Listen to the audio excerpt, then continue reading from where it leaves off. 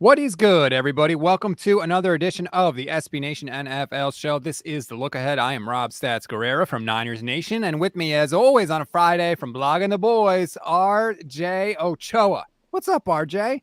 Statistics: fewer than 3 weeks separate us from the beginning of the regular season. In fact, 3 weeks from today, we will be talking about a regular season game, the results, what we liked, what we didn't like, the winners, the Bills, and the losers, the Rams, obviously. So it's going to be a lot of fun. I'm really looking forward to it. I am such a sucker. Anytime someone is like, we're 2 weeks away, we're 12 days away, where I just get pumped up and excited every single time somebody says it. So if you do it from like every show now until the start of the regular season, I'm in. That would literally be 2 shows between now and the regular season. So good job by you. Good math. We're currently 20 days away. So we're like almost to the teens. What was your favorite thing about being 20 years old? Oh, geez. Being 1 year away from able to rent a golf cart? That's a good answer. Never made sense to me how I was allowed to legally drive to the golf course, but couldn't get a golf cart, which goes 10 miles an hour until I was 21. I'm a big golfer. I've never encountered that, so that might be just like your local thing, sort of thing. That's disappointing. Stats, I hope that everybody subscribes to the SB Nation NFL show, that they leave ratings, that they write reviews, because those things mean a lot to us. Obviously, people can subscribe to us wherever they get their podcasts, Apple devices, Spotify. Are you an Apple or Spotify listener yourself? I'm an Apple guy, personally. Me too. Not big or small, but I mean, all apples are welcome in mine. Do you like green or red? Both. Okay. Well, we have a new Apple review. Would you like me to read it to you? Fire away. Okay. This is a 5-star rating. This comes to us from Geo B Frog. Okay. It is very, very recent. Actually, 2 days ago for you and I here on Friday. It is titled simply 2022. I kind of like that, like a great chapter of a book. Here we go. RJ Stats BLG et al. So like referencing everybody else, but no big deal. They named the 3 of us. You do a terrific job. I became a Cowboys fan when I moved to Dallas in 1990. Grew up listening to Galloway and Hitchens. So glad I listened to the new generation, and I especially appreciated your stance whenever sharing news about the Deshaun Watson case. Due to NFL enabling and corruption, I've decided to take the season off from any live NFL broadcasts. Just can't shake the disgust I feel. I'm going to watch college football with my dad, and I'm going to watch more women's sports this year. No NFL advertising dollars for these eyeballs. Most importantly, while I will not listen to official Cowboys podcasts, I will miss them. Shout out, by the way, to DallasCowboys.com. They do a great job. I will continue to listen every week to SB Nation NFL podcasts and Blogging the Boys podcast because I want to continue to support your terrific work. I will vicariously enjoy your disappointment and or excitement after the fact. Huzzah. For any Blogging the Boys listeners, that is how I sign off the description for my show at BTB The Ocho. So nice little solid note there from GOB Frog. Obviously, your decision is your decision, Joby Frog. If you don't want to watch the NFL, it's your prerogative. We appreciate that you're still going to hang out here with us. I think watch anything you want. I think watching women's sports is a great idea, regardless of the time or the moment or anything like that. I'm a huge LPGA fan myself. Women's soccer is a great watch as well. The WNBA season has a lot of drama unfolding. Women's tennis is obviously super intense and super fun. There's a lot of attention for you to put your eyeballs on, Joby Frog. I really appreciate the support, but I will say this. I don't believe you that you're going to stop watching football. I don't believe anybody that ever says that because, who's holding you accountable to that and whatever. But if you're looking for a less corrupt option than the NFL, college sports is not where you should go. Stick with the women's sports. I feel like they are a lot less just slimy than professional sports and college sports. College sports is as slimy as anything out there and always has been. I always couldn't stand when people would say, I watch for the love of the game. Whatever. No, it's not the same. It's just as slimy. I do want to remind everybody, RJ, before we officially get rolling here, that we are brought to you by the DraftKings Sportsbook, an official sports betting partner of the NFL. Download the DraftKings Sportsbook app today.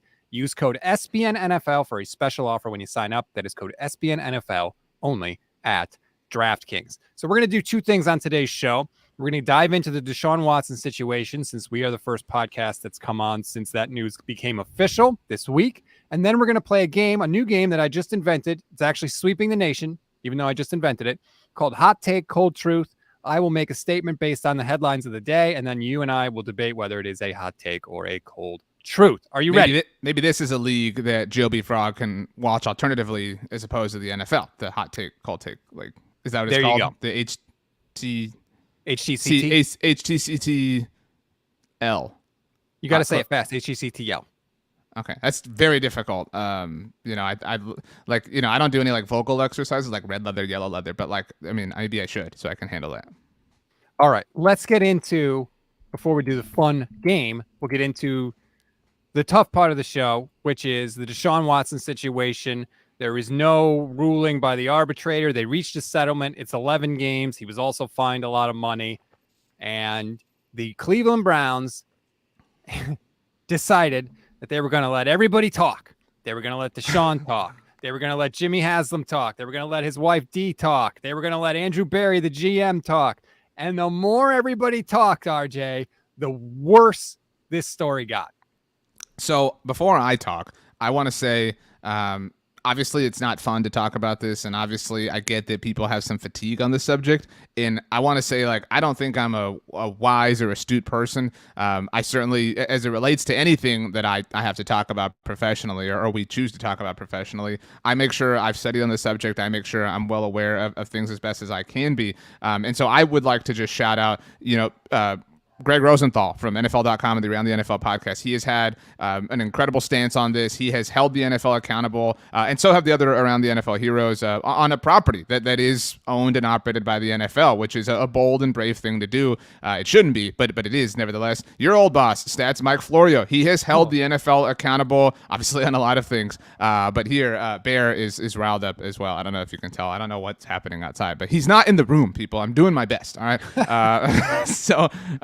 Mike has done a great job, I think, of contextualizing things and always presenting the facts. I read an incredible article this morning, Friday morning, at The Ringer by Nora Princiati. There is so much good work. Obviously, Jenny Varentis of the New York Times, who took a needless shot, on Thursday afternoon for just reporting more facts on this situation. A lot of people have outed themselves here, Stats. Deshaun, obviously, chief among them.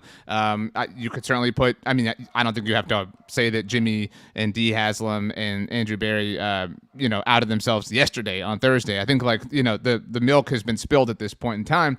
But you're right. It's actually, and like, I don't mean to be sarcastic. Like, I'm just kind of explaining the way my brain is unfolding this situation. Like, it is impressive to make this worse. You know what I mean? Like it's difficult. It is actually a difficult achievement to make this worse. And I don't think we need to go through the specifics. Everybody knows he's suspended for 11 games. His first game's back is the Texans, whatever. But so I think to try to apply something different, I think a take of mine that, and I don't know how to say this, but I feel in a weird way, not bad, but I just kind of a lot of people have stuck their necks out for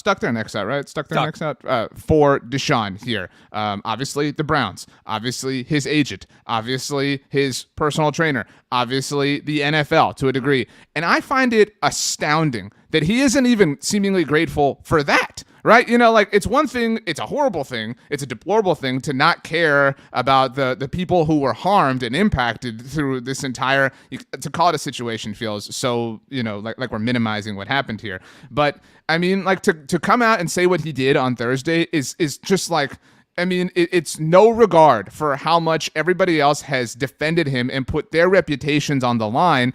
Roger Goodell's coming out saying this guy's remorseful only for Deshaun to come out. Well, or at least they're intimating that he's remorseful. He's going to be remorseful. So to say that and then for Deshaun to say what he did makes everybody look even more disgusting than they already look.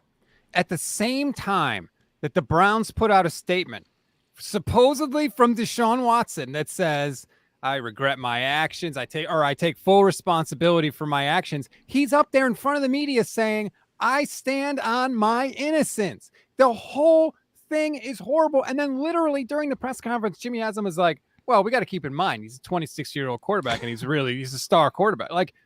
This is so repugnant, RJ. And the fact that there are people that are defending him, if you change nothing about this situation, except instead of it being caused by Deshaun Watson, it was being caused by backup quarterback X on a team. I don't even want to name anybody because I don't want to associate anyone with that. But if it wasn't somebody that was as good as Deshaun Watson, nobody would be defending this. nobody would be defending this. And I have to give credit to PFT commenter on Twitter, who I cannot stand. I am not a PFT commenter fan. I made no secret of that, but he had two really good tweets on this. One was Deshaun Watson's suspension reduced to 11 games after promising not to sexually assault 24 women ever again. And then someone had the audacity to respond and say, you realize that's less than one a week. It's a terrible look, but the number isn't that impressive when broken down, which is just an absurd response to that. But then PFT said, if you're good at football, you can be accused of sexual assault by a brand new person once every 3 weeks consistently for a year and a half, and you will have people doing advanced analytics on how it could be worse. That's where we are in this whole thing. And don't give me second chances, okay? Because you know what, RJ? Here is the real truth, since we're doing hot take, cold truth later in the show. Some people don't deserve second chances. Not everybody deserves a second chance. Did Aaron Hernandez deserve a second chance? No, right? No, you don't automatically get a second chance. There are some things you can do where, guess what? You've burned through it. You've lost it. And when you assault or be accused of assaulting this many people, you lose your second chance. I'm sorry. And I don't think that's controversial. And if you do, I don't really care. So I don't want to debate the levels of second chanceness and forgiveness. I think that part I think is a little bit more not ambiguous. There's no right word to use here, but I think that's a discussion that I think people would have independent of this whole conversation, right? I think some people would say I believe people deserve. Again, I'm hypothesizing here. So I believe people deserve forgiveness if they sort of serve their time. I don't mean in a literal sense, necessarily, but people throw out Michael Vick a lot as an example of well, they let him back in the NFL, and then the common argument in response to that is, well, he served his time. He paid his debt to society. I don't think he should have been let back, but okay, that's fine. But you get my point. You get that there's a literal transaction there that some people identify with, and some people can at least compartmentalize in that respect. But that's sort of absent here. And some people would say, well, it's the 11 games. This is such a facade. It's really gross. It's really again, it's not breaking news to say that his first game back is against Houston. That's really gross. That's really gross that the NFL is in turn exploiting that. The NFL is actually using that and capitalizing on that for the attention and the ratings and everything that will generate. And we'll see if they do. A lot of people are speculating that there will be some sort of return, comeback, underdog story building as the weeks unfold before then. But that is really disgusting. I mean, that they would this would be a little bit conspiracy theory, but some people argue, well, they always wanted this. They always wanted him to make his return, because the thing about it is again, I'm not satisfied with 11 games. I'm not satisfied with that at all. But 10 games makes more sense than 11. 11 is such a random and arbitrary number. Why can't it be 10 games? Because if it's 10 games, then his debut is not on the road in Houston, where he used to play NFL football before he's playing and making his start with the Cleveland Browns for the first time. I think that makes sense. You mentioned that tweet that was really great. This one I thought was just, I mean, again, it sort of contextualized the madness of the situation. Sam Monson from PFF tweeted, "It's actually mind-blowing that Watson was discovered to be a serial sexual predator by the NFL's own admission, by the way.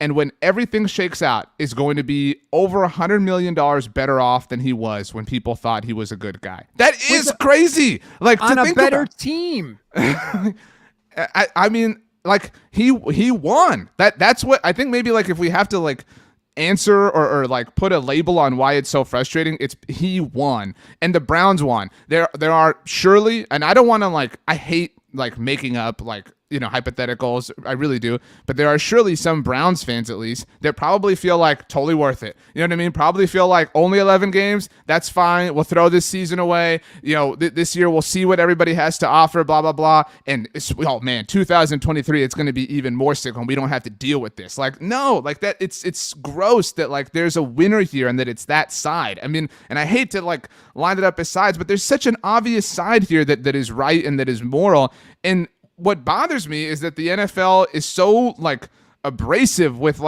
shoving in our face how little they care about it, that they're totally fine of their own admission acknowledging that he's a sexual predator, and that, you know, they're totally fine with Deshaun contradicting that they're totally fine saying he's shown remorse, whatever, when he doesn't come out. But they're banking on, because it will happen next week. I don't know. I actually saw the Cardinals tweeted something about a video game, so I was waiting for people to like respond and be like, oh, you mean Kyler or whatever. Like, there will be something next week that will deter our attention because the NFL machine will roll on. You're right. In what way is Deshaun Watson worse off today than he was before this started? You could say his reputation's been ruined, but I agree with you, RJ. By the time he comes back, you know what's going to happen? It's going to be reduced, and it's going to disappear. Because guess what's going to happen? The announcers are going to do this. Deshaun Watson's coming back, his first game back, you know, after he served that suspension because of everything that went on. They're going to reduce it. They're not going to say sexually assaulting all these women. They're going to reduce it to say everything that went on.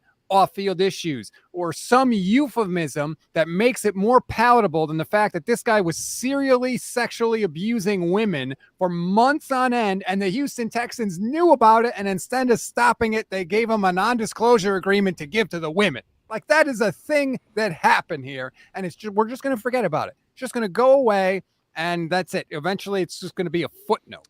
Everybody involved, like the, you know, agitators, if you will, is more well off financially and is in a much better position to succeed, right? Like, and it's, you know, it's gross. I mean, it's just gross. Like, I can't think of a situation like this where the league has so like openly, like you like, and what sucks is that the NFL got to pretend like they were the good guy, right? Like, the NFL got to come in and play the hero. The NFL's 6 games. No. We're here to save the day. The NFL, you know, we're going to stop this, and we're going to make sure the right thing happens here. We're going to make sure that he makes his debut against Houston so that we can completely this was, I mean, like, do you not believe this was the long game all along?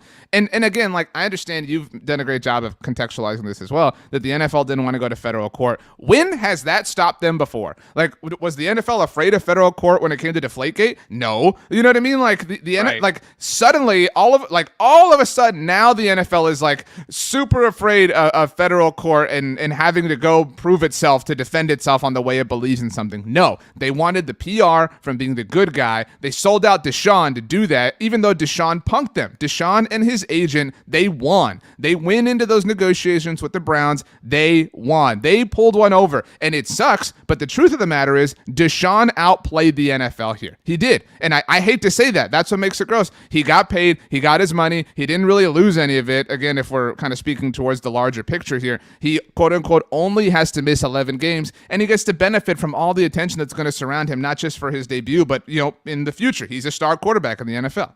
That is a great point. If you're willing to go to federal court over deflated footballs, this wasn't enough to get you to fight the case in federal court. This, what would have been 26 women, 27 lawsuits? Like, again, I said this earlier. There has to be a number of assaults that could have taken place for the NFL to say, you're done. There has to be a number, some number, whatever it is. And if this isn't the number, which clearly it's not, how high is that number? 30, 35, 40? It's absurd. This whole thing is absurd. It makes me want to take a shower. And I understand that reviewer that you read earlier in the show who says they can't ignore this stuff anymore. That there's, and look, RJ, if astute watchers of this show on YouTube will see, I've changed the jersey that I hang up in the background. Right. It used to be a Frank Gore jersey. I loved Frank Gore. He was one of my favorite 49ers, probably my second favorite behind Jerry Rice. Well, guess what? We found out Frank Gore is accused of dragging a naked woman by her hair across a hotel floor. You know, the first thing I did was I took down the damn jersey. Like, I can't just keep ignoring this stuff anymore just because I love the sport. There is a line somewhere. You know, I don't, you know, I'd like to think that I've grown a lot as a person, like in my own like walk in life. And so and like people change. Like I personally believe in the power of forgiveness, and that's a different thing. Like I'm not trying to square those things here or make them all the same or make them all live in the same box. Like I've done some things, not these things obviously, but like I've made mistakes. Like we've all made mistakes. We've all kind of stepped in things and kicked hornets' nests and things like that.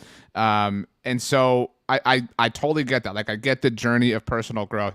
I have a hard time saying. I don't like to wish ill on people. Like I don't like that in general. That's just not like my cup of tea. I know people be like, oh yeah, I root for that person to fail. Like it's a different thing to be like, there's some like football fans as an example. Like I root for so-and-so to get hurt. Like that's scummy. Like don't do that, whatever.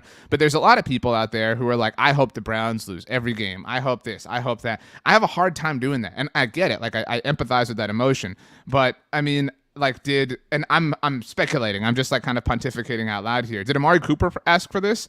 And some of these players have openly defended him. So like I get that if you want to say that. But like I don't know. David Njoku asked for this. Did the Browns season ticket holder department manager ask for this? Like there's a lot of people whose lives were impacted by this that didn't ask for this that now have people hating their team. And I get why people hate the Browns, and I get why people associate them with this. They made this bad and they have to lie in it. I kind of wish the Browns didn't exist. That's just, I don't wish them ill will or wish them harm. And that bothers me. Like like look up my love for NFL teams. I love historical NFL teams. So I have loved the Browns. Like I think that they're so I mean, I know you know this, but like it bothers me. It bothers me that this is like not a footnote. This is a massive, this is maybe the cover of the chapter of the Cleveland Browns. Has this not like ruined the revamped Cleveland Browns that came back into the NFL? Like it does. You cannot, they have no amount of like on-field success could sort of survive this, but like this is who they are. This is who they will be forever.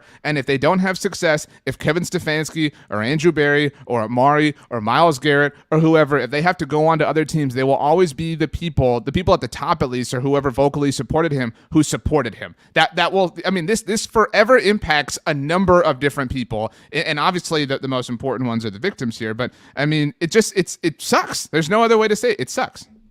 This taints and corrupts everything with the Cleveland Browns until he's gone, until he no longer plays for them. And to be honest, I would say the Haslams too need to be gone because they're obviously a huge part of this. And Andrew Berry too. Like everybody that went along for the ride on this thing. And I tweeted it out earlier, and I'll just say this as our final thing before we take a quick break. When the owner is a criminal, he has no problem employing other criminals. And you go look up and read what happened with Jimmy Haslam and that whole Flying J case. Mike Florio has a great chapter about it in his book, Playmakers, but you can Google it for yourself. All the info is out there, okay? How Jimmy Haslam was not charged and thrown in jail for that debacle will astound me forever. But here we are. Apparently, the rules are just different for some people. I don't want to accuse, again, somebody of something that I certainly can't prove, but just the vibes from him during that presser, you could, at least I felt, like he was just holding back. Like he found the whole thing to be maybe not ridiculous, but like he is just fed up. Like he wants it to go away. Dude, it's not. I mean, like it's not. And you know what? I don't think it's been said enough in the 24 hours or whatever it's been. Shout out to the Cleveland beat. They held Deshaun accountable. I think that they really did. You don't always see that in those situations, and they really did. That's fair. And not every NFL team would. But I'm glad to see the Browns did. All right. We've said our piece on Deshaun Watson. Let's take a quick break. Let me take a drink of water as I've been ranting and raving. Then we'll play the game that is sweeping the nation. We'll cleanse our palate with some fun. Hot take, cold truth coming up next.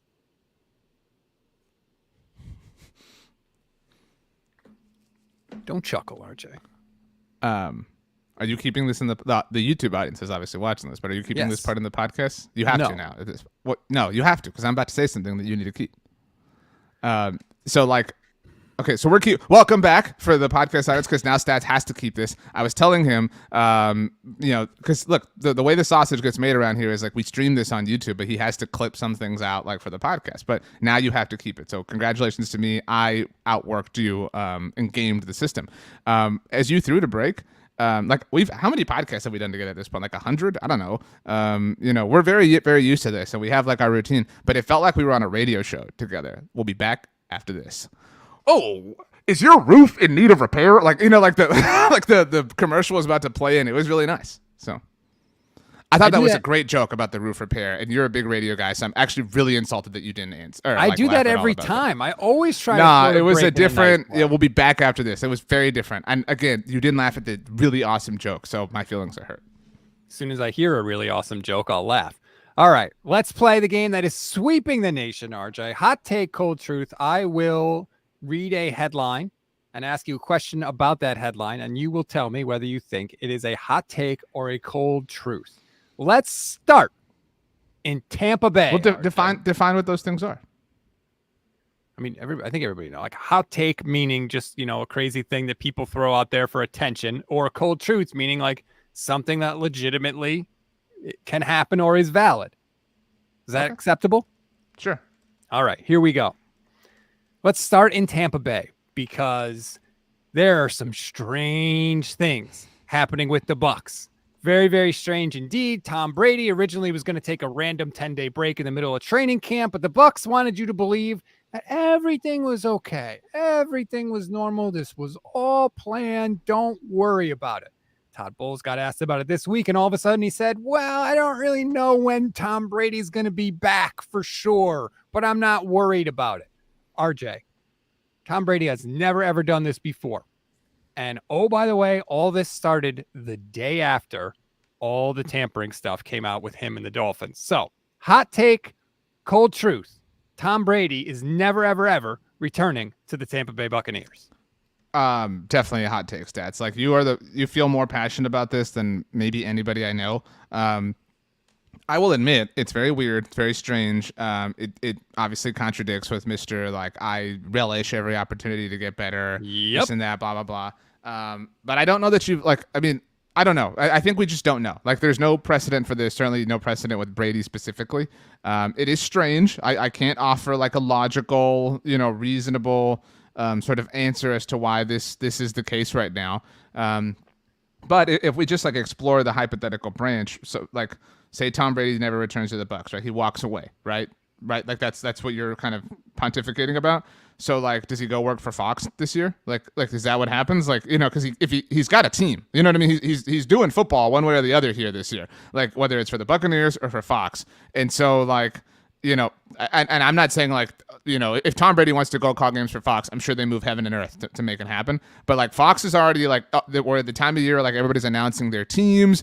Fox has the Super Bowl of all things. And so they're like, it's going to be Kevin Burkhardt and Greg Olsen and Aaron Andrews on the Super Bowl. Friend of the SB Nation NFL show, Aaron Andrews, by the way. I mean, so like what, he just like disappears into the abyss. Like Fox paid him all that money and they're cool with him not playing football, but not calling games for them. Like that doesn't make sense. Look, if he says he wants to call games, Fox is going to tell Greg Olsen to hit the bricks. Tom Brady's going to do whatever he wants. But do you think there's any way he does neither of these things in 2022? Play for the Buccaneers or call? That's what I'm saying. Yeah, but that's not what the question is. The question is Tom Brady never returns to the Bucs. So I just think, look, if all this Dolphins stuff didn't happen, then I would be like, yeah, this is no big deal. But we know he didn't want to play for the Buccaneers this year. He didn't want to do it. And look, I know some people are like, oh, he's doing the Masked Singer, and that's why. Look at the taping schedule. And maybe that's true. I don't know. Maybe it is true. But all of a sudden, for this guy that his entire life was eating, breathing, and sleeping football, to randomly take a week off in training camp, when we know he didn't want to play for the team, to me, I would not be stunned at all if this was a cold truth and Brady never went back to the Bucs. I don't think it's weird that he's missing camp. I think it is weird when you contextualize it with what you said, that he didn't want to play for the Bucs. You didn't even go all the way back, and he retired. Like that didn't happen. Like he retired. So he walked away from the Bucs, at least literally. He also walked away from the Bucs like emotionally, right, in terms of like entertaining the idea of the Dolphins. And now he has, in a literal sense, walked away from the Bucs again, at least temporarily. So I mean, it's very strange. Like I mean, it's walking like a duck and it's quacking like a duck, so it might be a duck, but I Tom Brady doesn't throw a lot of ducks, you know what I mean? So like I just I don't know how I landed that one that way, but and think about what else happened. So Brady leaves from the Bucs, right? And what do we hear? Oh, he had problems with Bruce Arians, didn't get along with Bruce Arians. He thought Bruce wasn't working hard enough, essentially, right? And then Brady says, oh, he's coming back to the Bucs, and less than 3 weeks later, Bruce Arians resigns. He walks away from the job. So, like, think about what if you're the Bucs right now, right? Like, you could have moved heaven and earth to get Tom Brady. You could have kicked your coach to the curb for Tom Brady, and now he's bailing on you 10 days into training camp. And again, if it's something, so reportedly it's not about the health of any of his family members, which is great. If it's anything with his marriage or something like that, we wish him the best of luck. But right now we don't know, and no one can say that it's not odd. It's odd. This is not the odd cast for what it's worth. But it is odd relative to who he has been for 20 years as an NFL quarterback. Certainly relative to who he's been at least for the last decade. Again, not that he wasn't that same player before, but this doesn't jive with everything we've seen to this point. But we've also he's done a lot of things that don't jive. You know what I mean? Like he already has a number one analyst role secured. That's never happened before. He has freaking 7 Super Bowls. Like that's never happened before. Like if there's ever an exception to something being normal, it is him. And so I don't mean to be it will work itself out because it always works itself out. But another weird, unexplainable things happening with Tom Brady. Oh, whoa, this is super new and I've never seen this before. It's just kind of par for the course at this point. Well, his whole career is sort of unprecedented, so I'll give you that. All right, let's stay in the NFC. We'll switch it up now, and hopefully this will move a little quicker. Saquon Barkley, very outspoken. He is fed up with critics of his game, RJ. He said, I've been playing this position for a very long time, and by no means am I the perfect running back, but I know that that's been the conversation or been a thought or a thing out there that's said about me. He doesn't know what he's doing. He's just dancing back there. I'm really kind of fed up with people who never played a position and try to speak on how I run a position. We call them all pros with clickers in their hand. RJ, hot take or cold truth? Saquon Barkley is a bust. Listeners of the NFC East mixtape, which is a property you can listen to on any of the SB Nation NFC East blog podcast networks. You can hear myself and Brandon Lee Gowton. Listeners of our show. Oh, by the way, we have named the listeners. I don't know if I know you care about this actually, Stats. We asked them what they wanted to be referred to as, and they all kind of overwhelmingly said the mixologists, but Brandon was not a fan of that. So we have a new name. I haven't actually suggested it to him yet because it's been flying around on social. The listeners. People make the NFC lease joke. You know what I mean? So the listeners. I like that. It plays into what the NFC East is all about. Keep going back to the drawing board on that one. Anyway, so listeners of our show, the listeners, know that we are not Saquon Barkley fans. I mean, you know what this smells like to me? And in Saquon's defense, he's had a rough go. All right, with the New York Giants. I mean, everybody's had a rough go with the New York Giants for the last 5 years, right? Shout out to Eli, super awesome quarterback who set them up for failure. Shout out to Dave Gettleman, miss you every day. But the juice is a little hot with the Giants right now. People are liking what's happening there, right? Oh, hey, Brian Daboll's, got the ship afloat. The arrow for the first time in a long time, just yes or no, the arrow is pointing up for the New York Giants. I mean, you can't get any lower, right? But yes or no. Just help me make my point. Yes. Right? Okay, yes. Okay. Saquon, to me, for the first time, he's breathing fresh air. He's come up for air out of the water. He's been hanging out with Ariel, Sebastian, Flounder, the whole crew. He's up here where the people are. He is seeing them dancing. He's seeing that fire doing that thing called burning, and he's like, "This is awesome. All right, I have a little bit of juice here. All right, I like this." Just to me feels like he has a little bit of ground to stand on. So now it's now everybody's talking about my run stop. Yeah, Saquon, because you've been terrible. You had an awesome rookie year. Good for you, but for the most part, your NFL career has been a bust. Tony Pollard, who is the most criminally underused running back in the NFL, has more yards than Saquon Barkley since 2019, which I will admit does void Saquon's stellar rookie year. But dude, the sample size is large. We're not sitting here and picking on you because you had a bad 6-game stretch last year or something like that. You have been terrible. And the Giants offensive line is bad, blah, blah, blah. Yeah, that's why spending the 2nd or 4th overall pick on a running back is an inefficient way to build your football team. Again, I miss you every day, Dave Gettleman. I know you wanted this to move fast, but this is so laughable to me. Saquon, dude, read the room. You guys have sucked. You are kind of a reason why that has been the case. The team investing in you the way they did is a big reason for that being the case. Just own it and prove it to us on the field. And after you do, take your victory lap, rub our nose in it, tell us how wrong we were. But this is just kind of, this doesn't feel good. This is a cold truth. He's a bust. He's a bust if he was taken with the second overall Oh, I haven't pick. been answering the hot take cold truth. This is a cold truth. Sorry. He would be a bust if he was taken with the 22nd overall pick, the 32nd, the 52nd overall pick. Saquon Barkley is a bust, okay? And guess what? He's 25 years old. The clock is ticking. He's probably only got about 3 or 4 more really productive years in his career because of the position he plays. That's just the nature of it. He's been a bust. Like you said, he's had one really good year, and it was his rookie year, and he had over 2,000 yards from scrimmage, and he was great.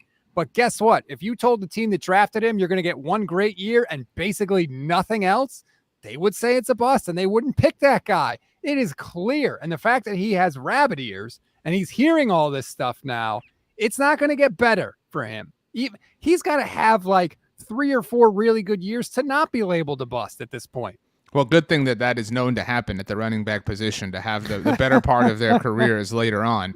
No, I mean, like, this feels like, I mean, he played at a very high profile, college at Penn State. He was like kind of the face of college football, certainly towards the end of his career. And to your point, like, he had a really good year. They sucked. Like like he was very good. They sucked in 2018. They were so bad. And so this idea again that like, you're this underdog or whatever. No, you're a bust, and that's okay. Maybe you can be a contributor to some degree. Maybe you can come back, but the odds of that happening are so extremely low. I mean, it's just, it is what it is. Yeah. And I don't want to hear, well, the team stunk around him, okay? Because he's a running back. So there have been plenty of running backs in the history of the NFL that have still found a way to produce, even on bad teams, including, I don't know, Barry Sanders, who was amazing for the Lions. I mean, Frank Gore had a 1,600-yard season on an awful 49ers team. You can produce even on a bad team as a running back. So Saquon Barkley, that is a cold truth. You are a bust. Hang on, Stats. Buy me some time because I'm looking one thing up. But just so Okay. Well, you're gonna want to talk for this next one, RJ, because we are transitioning to a place that you live, an area where you have the flag planted, and that is in Indianapolis. Okay, I was wrong. I wanted to make a point about Jimmy Garoppolo like being more productive than Saquon in one way, shape, or form, but I couldn't do it. So like again, I was trying to use the ultimate bust sort of guy, but Gotcha. But go on. So Set me up. I saw a tweet from @Detroit Online. Jeremy, I don't know if it's Reisman Jeremy or Reisman, baby. Reisman. Okay, we love Pride of Detroit. So he tweeted, Colts offense just ran 12 straight red zone plays and scored exactly 0 touchdowns, including 2 stops from the 1-yard line. Big bounce back day for the Lions defense.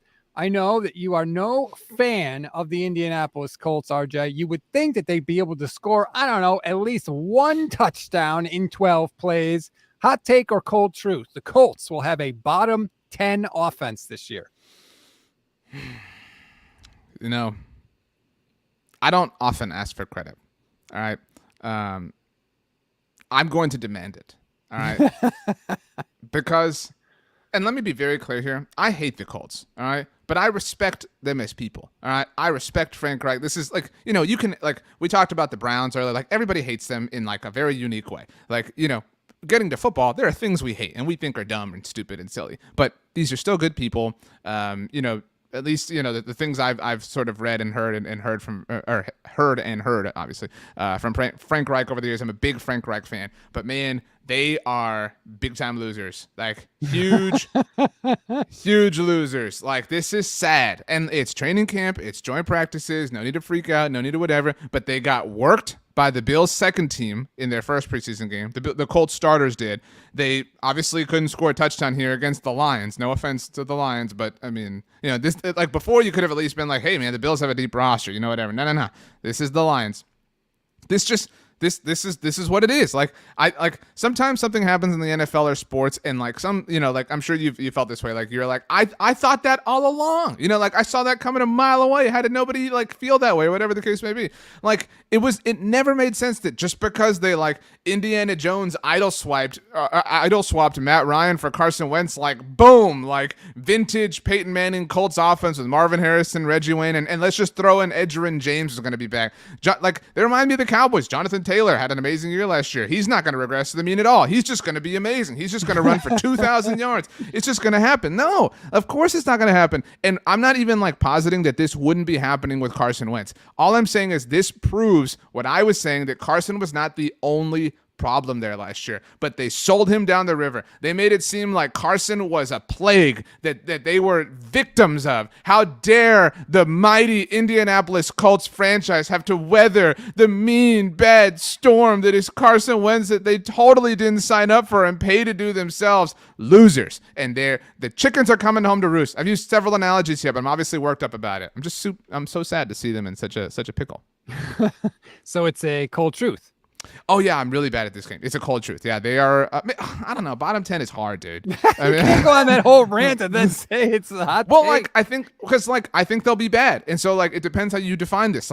Will they be bottom 10 DVOA offense? Because, I think there'll be some garbage time associated here. I mean, they get to play the AFC South. They get to play the NFC East. You know what I mean? So I think if we're talking, total yardage, I wouldn't take that bet. But I will say this. They will be a bottom 12 offense by DVOA. It's really close. So while you were ranting on that, I started looking through the teams and trying to see if I could just off the top of my head find 10 offenses that were automatically going to be, bottom in the league. There are some that jump out. Houston Texans, I'm looking at you. New York Jets, I'm looking at you. Chicago Bears, I'm looking at you. Seattle Seahawks, I'm looking at you. It's going to be close. I'll say this is a hot take, but only because Matt Ryan is better than some of those other quarterbacks on the teams I just named. But it's going to be really close. You know what this is setting up as? And I hate to I would never want to predict injury, but something's going to happen where Matt Ryan isn't going to be available, and they're going to blame that. They're going to, you know what I mean? They're going to sing that same song that the Colts love to sing. Our quarterback was gone. What were we supposed to do? We're so we had no option. We were just stuck. No, you should have this is just, again, what did they add to their offense? Nothing. Alec Pierce. They drafted Alec Pierce. But what did they add? They just, again, swapped Carson Wentz for a less mobile version of Carson Wentz. That's it. And a better leader, if you want to call it that. And I feel bad for Matt Ryan because I like Matt Ryan. So I hate associating him with this ineptitude. But the Colts are going to be outed, and people are going to wonder what happened. I made this prediction with you and BLG and our friend Tim on Instagram Live, the Whiskey Influencer. Check him out on Instagram. I don't know about the bottom 10 stuff, but I will guarantee that the Washington Commanders, led by Carson Wentz, in the games they're quarterback by him, will have a more productive offense than the Indianapolis Colts.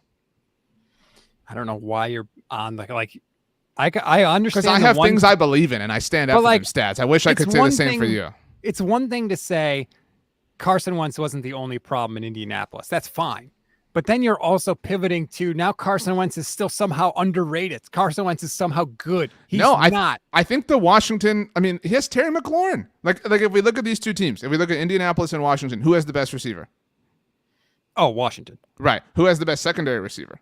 If you're just ranking who the two number twos are, right? It's not T.Y. Hilton, but it will be at some point for the Colts. But you know what I mean? It's Jahan Dotson is Washington's number 2. You know what I mean? I feel much more confident there. Okay, I'll give Indianapolis the advantage at running back and probably definitely along the offensive line. Yeah. But who has the better defense? Washington. Although they looked really bad last year, but yeah, no, Washington has the better. And Indianapolis lost Matt Eberflus. Is it ridiculous? No. I know it sounds stupid because it sounds memey, but it's not ridiculous when you kind of lay out the math. I'm not on that train. You're on that is a branch that you are on alone. All right. One more, because we did have some a preseason game last night. It was a barn burner between the Bears and the Seahawks. Bears got the 27-11 win. That's a preseason score if I ever heard one. Hot take or cold truth, RJ? One of the two teams that played last night will earn the number 1 draft pick. So who are the non-contenders? Or who are the contenders outside of these two teams is what I meant to ask. The Jets. The Jets, especially if Zach Wilson, whatever. Right. The Texans are in the mix. Houston Texans. The Panthers, although Baker kind of ruins that. I think Baker drags them to 3 or 4 wins, I think. Kicking and screaming. The Bears are in the game, yeah. I wonder, this is a different level to the Browns thing, but the super analytic, open to tanking franchise, how do they not, again, if you're just living in that that vacuum, how do they not say, hey, 2022 is clearly a lost year for our football operations. Let's go all in for 2023. I know, actually, they don't have the draft capital. I don't know why I said that. But, so they are not incentivized that way. Yeah. I mean, so barring, like, obviously if a team loses a quarterback or something like that, that changes the calculus here. But Answer the question. I think it's cold truth. Ooh. I think it's cold truth. Dude, the Bears looked awful. I mean, looked just like, I know it was the preseason, whatever. I sent you this, Courtney Cronin's write-up on the game, at least the Bears half of the game. There were so many things about this that were like just unbelievable to sort of read and understand to be truth. So Justin Fields went 5 for 7 for 39 yards on the opening possession. The Bears did kick a field goal on the possession, by the way. She wrote that Fields didn't have more than 3 completions on any of his first offensive possessions in 2021. How can that be true? And he had 5, in this game. So, like, it's impossible to believe that that's true. The other thing here is she writes, the expectation of a heavy dose of play action and bootleg shut up Thursday with 2 of Fields' pass attempts coming on designed rollouts, including his 19-yard completion to Cole Kmet. Last season, Fields only had 18 attempts on designed rollouts, and he completed 78% of them with 2 touchdowns. So he had 18, all, like, not just on opening possessions, all of last season together. And he had 2 last night. Or Thursday night. It's just like, how is that possible? What was Matt Nagy doing? People, like, I'm not trying to defend Mike McCarthy. People bang on Mike McCarthy. Like, what does he do? What's his job? What was Matt Nagy doing except for writing BU on his play sheet? Like, what? That's embarrassing. No pun intended. I think it's clear, like, when Justin Fields took over, he was running the Andy Dalton offense. Like, they did not adapt things for Justin Fields right away. And they obviously clearly didn't adapt them very much at all. You would think that there would be someone somewhere in that organization that could just have pointed out that stat to Matt Nagy, right? Like, hey, just FYI, when he rolls out, he's way freaking better. Like, you have to. What do we always talk about with coaching? The entire essence of coaching is doing everything you can to put all of your players in the best position to succeed. And not only did the Bears not do that with all of their players, they didn't do that with the most important player. No wonder Matt Nagy didn't have a job. And the 49ers had success last year. I know this question isn't about this subject, but it's like, this is why I will forever hate the, like, we're going to let the rookie sit. We're going to have the, like, aging veteran, start these games. And then, like, they don't admit it, but then, like, inevitably when, the crap hits the fan, we're going to make the switch to buy ourselves some time. You know what I'm saying? And, like, that's why it never made sense. It never made sense to play Andy Dalton. I love Andy Dalton. I really do. But, like, it never made logical sense, and they did it anyway. They literally just wasted time. Like, I won't, look, hypothetically, say I failed a class in college. Hypothetically. Didn't happen, but say it did. I would have hypothetically felt like I literally just wasted time. Like, I literally just wasted 8 weeks of my life sitting here. I wasted money on this course because I'm going to have to take it. All hypothetical. You know what I'm saying? Like, it literally was like a waste of life for the Bears last year. Like, everyone involved in that production last year wasted part of their life because of pride or whatever that prohibited them from starting Fields from the beginning. I think he has talent. I get that we didn't see a lot of it last year, but man, if they don't get this number 1 pick, the Seahawks are. Like, I don't like any of the vibes in Seattle right now. I don't like the vibe they're pushing that, like, this feels like the beginning of the, like, 2012 Legion of Boom era. Like, no, I did not like the vibe. I don't know if you listened to the call on Monday night, but they were talking about how Pete Carroll has said that, sometimes players get sick of listening to coaches, after a long time, but that sometimes they get sick of listening to the same leaders, and so it's good to have new voices in the room. Like, Why are you still there, Pete? It feels wonky to me. I'm not a fan. I actually think the Seahawks are more likely to earn it, which bums me out, but whatever. Yeah, I agree. Somebody in the crowd had a sign that said, "We need Jimmy G quick." Like a Seahawks fan. When you're desperate for that, when you're thirsty for old number 10, you got problems. I'm saying that's a cold truth. It's going to be the Bears or the Seahawks. I believe it. I don't like Geno Smith throws a couple completions and people are like, hey, Geno Smith looks pretty good. Geno Smith can't play dead in a cowboy movie. He's not good. Wow. Man, it's There's unbelievable. an expression that people who are 80 years old use. Stats. We are so desperate to find good quarterbacks. Like I saw Mina Kimes, who I think is the smartest and best NFL analyst on TV. She said like, hey, well, when Geno had a clean pocket and everything around him was good, she tweeted out his stats like, oh, his passer rating is this. He's really, really good. Now, to her credit, she followed that up with, don't look at the stats when Geno Smith is under pressure. But nonetheless, like, no, Geno Smith ain't it. We've seen enough to know we have seen too much of Geno Smith. Was it the Sunday night game against the Steelers last season?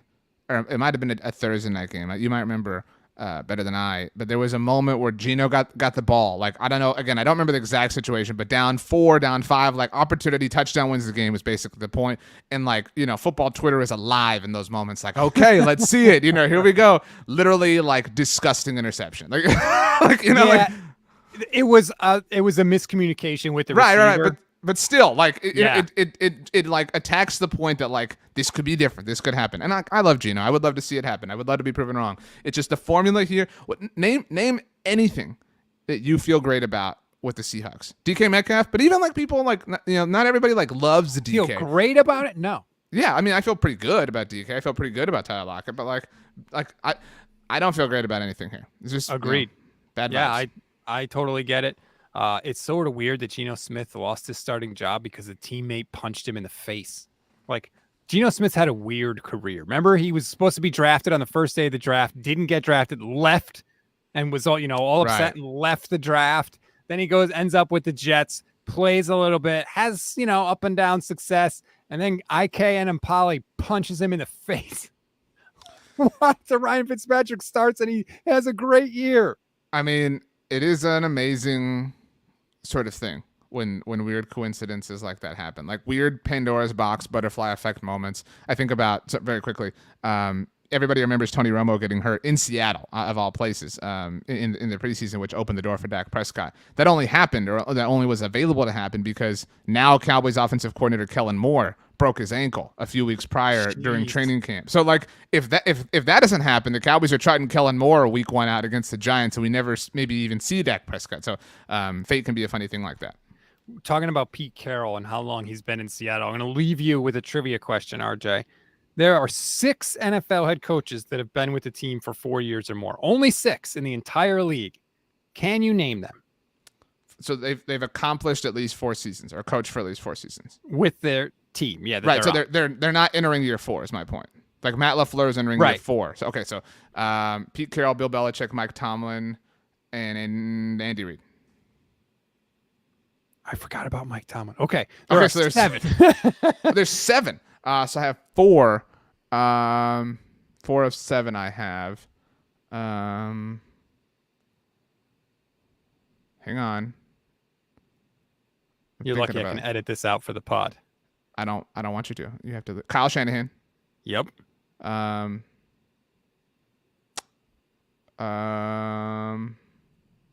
Frank Reich. Has Frank Reich been there that long? 18, 19, 20, 21. No way. Yeah. I'm Googling that right now. I don't believe you. Yeah. I'm better at this game than you are. 4 years. Yeah, you're right. Don't edit any. You know what? Then I got the whole trivia question wrong. Sean McDermott and John Harbaugh. How could I forget John Harbaugh? Oh my gosh. Did you say Andy Reid? Yeah, said him at the very beginning. John Harbaugh, Andy Reid, Bill Belichick, Sean McVay. Oh, I didn't you know what? McVay was the one I missed. I'm gonna have to edit this whole thing out of the pod. We're just gonna. You know what? That's a terrible job. Anybody watching on YouTube, I apologize. Scratch that. Pretend like it never happened. It was something I saw on Twitter. Should have done more research. That's my bad. Thought I would be cool and try and throw it in. Terrible job by me in a big spot. So, RJ, that's going to do it for Hot Take Cold Truth. Thank you very much. Again, everybody, please rate, review, and follow the SB Nation NFL show. If you take the time to leave a review, we will take the time to read it on the show. RJ, 2 more shows before the regular season starts. Holy hell. Also, Stats, that means 2 more shows before our big announcement here on the Look Ahead. Oh my gosh. How do you feel about the thing that is coming down the tunnel? Tunnel? Bend? Coming down the bend? Pike. Coming down the pike. How do you feel about it? I feel great about it. I wish I could think of another instance where we use the word pike It's only when things are coming down do we It's say. actually coffee, like Seattle, of all places that we just talked about. So, Pike Place, whatever.